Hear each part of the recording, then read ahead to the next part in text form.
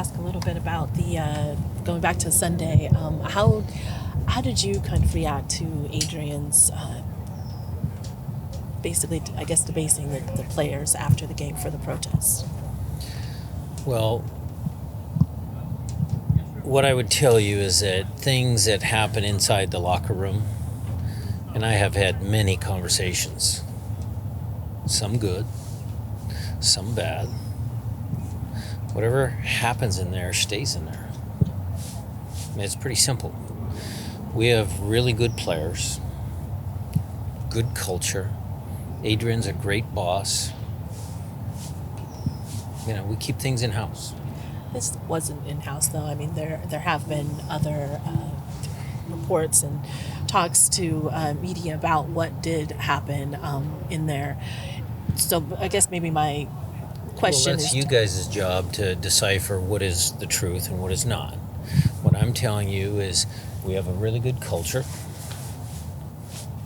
Adrian is an American. He can say what he wants, and we're keeping everything in-house. Simple as that. The players, they express something with the shirts. So we're moving on. We're focused on Vancouver. Adrian, Brian, you've known Adrian for a very long time. Does this feel like out of character that he would kind of take this route to express his frustration to the team? Again, we're keeping everything in-house. My opinion about Adrian is he's been a great boss. He's done a lot. We're standing in front of a building that's way better than a lot of other things in this club. We get treated very well. Breakfast, lunch, guys take home, Leo and David. Over the years, Adrian and I could tell you a bunch of stories. Like when we first started, when Ryan Edwards, Preston Burpo, some guys, Scott Jenkins, guys that were making good money, Adrian and I had to come in and have difficult conversations about cutting their salaries. And so what did Adrian do? He under-promised and over-delivered. We treated the players better even back in those days. So I know it's a news story, but everything's going to be kept in-house, and Adrian is a great boss, and I think the players know it. I think they know it. On to that, Christian kind of said that, it's something that happens. Sometimes emotions get elevated on the field and, on the locker room. Do you feel like you're going to have to do anything additional to make sure that players don't have any sort of grudge, or you just believe that they'll addressed it? We've already addressed it. I've addressed it in private with some of the senior players. I addressed it in front of the group before film. We're ready to move on. Whatever the outcome of the league, because the league is making these decisions and the Players Association has to represent their side. Whatever the league and the Players Association figure out, we, as a collective, are going to focus on Vancouver. That stuff's out of our control now. And Coach, were you aware that your players were going to wear those warm-up T-shirts on Sunday? And what was your reaction? And, do you support their cause? Well, look, I see both sides of it. I was not aware of it. I see both sides. There's the, it's a big number and all that sort of stuff, and the players want more. And then there's the CBA that's been ratified. I get both sides. Again, I hope both sides can come to an agreement. But again, my job is to make sure the players are ready for Vancouver. Speaking of Vancouver, then, Jordan's out here full training. Do you expect him to be, is he still on track to possibly? He is on track, Jada. He's still got to pass a few more things, but he certainly looked good today. And then you had an ultrasound for Kim Keehee. What were the results there? They're struggling to find the pinpoint exact cause of the pain in the calf.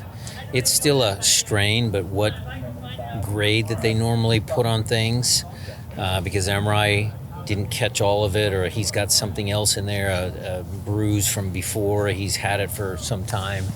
So I would just say to you guys that that'll be just kind of a weekly thing. We'll see how he progresses through this week. Yaimar was out on the field today, and it was good news.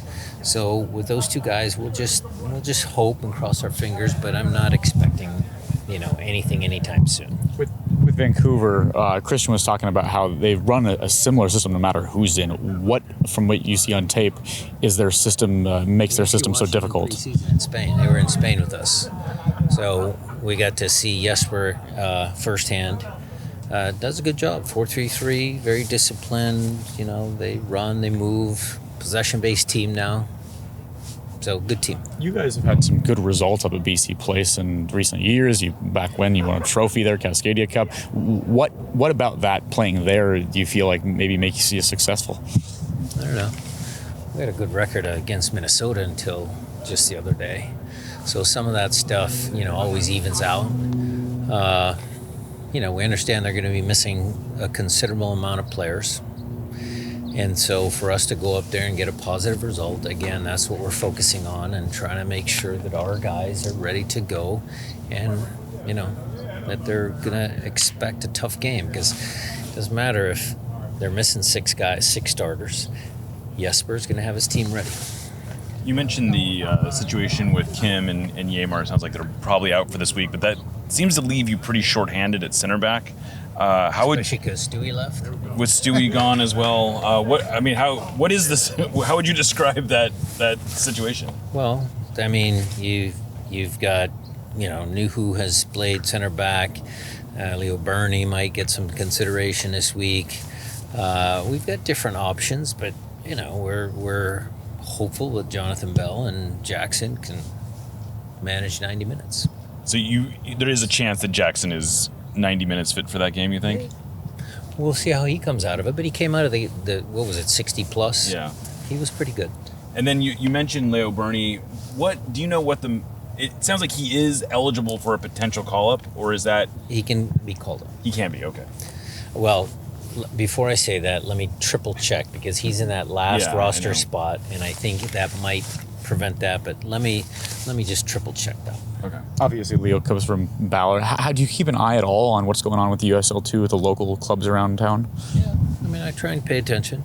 Tommy Dutra's son, Tanner, is on Ballard, so we keep track. What did you see, and how surprised were you at the fact that Vancouver just lost in the manner that they did? 4-0. True. That's a good team. It is a good team. Cruz Azul is a good team. Good teams are going to punish you when you give the ball away. That happens in any league around the world. And do you feel any added pressure considering they had that big game, the amount of absences, that you guys have to go to Vancouver and get 3 points? No. What you guys know me well enough. What I don't like is when we don't play up to our potential. Okay? And what I don't like is, sometimes in moments when you don't play up to your potential, we give soft goals up. Flip side of that, to make sure I'm being fair to everyone on the team, I don't like the fact if we're not dynamic enough in the attacking part of the field, which I didn't think we were in the first half. We needed to run in behind again, and if you don't get it, rotate out. Next guy going, rotate, and we didn't do enough of that. So Jesus is a father now? Yes, Jesus is a father. He's very happy, proud, and a little tired. One of the players that did show some dynamism in that game was Kalani. He has been a pretty consistently active player for you. What have you made of his performances this season, and more specifically the performance he had last week? He's grown a lot. It's good. It's an unconventional pathway. He was a little older, had a college career, but he put his time in Defiance. He's a game kid. He's smart. The goals he scored, both goals he scored this year, the Open Cup goal that he scored. He's got a knack for making plays, and I like that. Another guy that was active and got an assist was Pedro de la Vega. What were your thoughts now that you've been able to see the tape on his performance overall? Yeah, look, we've got a bunch of talented wingers. Sometimes you rotate, sometimes we're changing the game. He got an assist. He still seems sometimes to be rushed in his decision-making, but he's come a really long way. I think he's a valuable member to the team. And, put Georgie on there. Was Georgie good? Yeah, Georgie was okay in moments. I thought everybody was just okay. I didn't think anybody played, tremendous in the attacking part of the field. So, you know. Obviously, you had some fixture congestion over these couple last stretches, but how do you look at the competition, specifically like Kent and Rothrock and those wingers to try to get more time? Well, it is a lot of competition, and it's going to come into play when Pedro or, you know, Jesus and Jordan and, you know, everybody's back. It's going to be challenging. When you did couple guys. start Jesus, was he outperforming Danny in training, or did you want to try him again up top? I wanted to try Jesus up top. I think his first run out at the beginning of the year was a little disjointed. I think I've said that on record. Danny has played really well. And then he was dealing with some niggly injuries, which opened the door a crack, and Jesus came in and has done pretty good up there. And when you talk about Cam and Yamar, is it a matter of they're still questionable for the Club World Cup too? Again, ask me after Vancouver and let them have a full week of, you know, rehab and recovery, and we'll see. This is something that you haven't really given a lot of interest in the past, but I still want to ask you, when it comes to that All-Star game and selections to your team, is that something that you're kind of looking forward on who might be able to get called up as part of your squad? Yeah. I mean, it's a bonus. It's a bonus if your players get the recognition that they deserve, because I think we have a great team. 2021, we had a bunch. We had like a lot. And it was really good.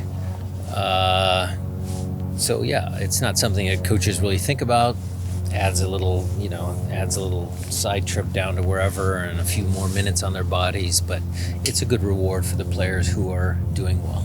And in terms of somebody who's been in the league someone who's been in the league as long as you have, is it surprising that Seattle hasn't hosted this event? And you know, the hosting coach gets to coach that All-Star team. Is that something you kind of have ever thought about? Calling me old, What? and it's above my pay grade. All right.